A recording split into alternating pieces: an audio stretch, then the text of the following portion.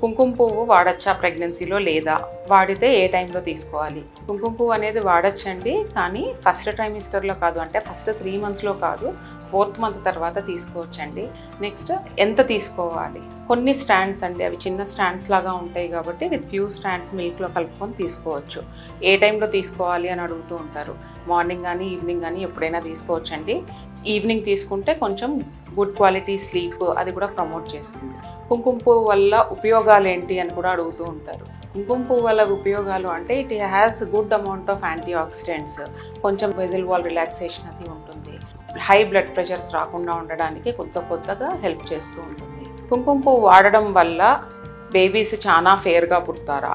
Skin texture అనేది anti oxidants అవి ఉండడం వల్ల ఇంప్రూవ్ అవ్వడానికి అవకాశం ఉంది, కానీ మన కాంప్లెక్షన్ అనేది ప్యూర్లీ జెనెటిక్ అండి.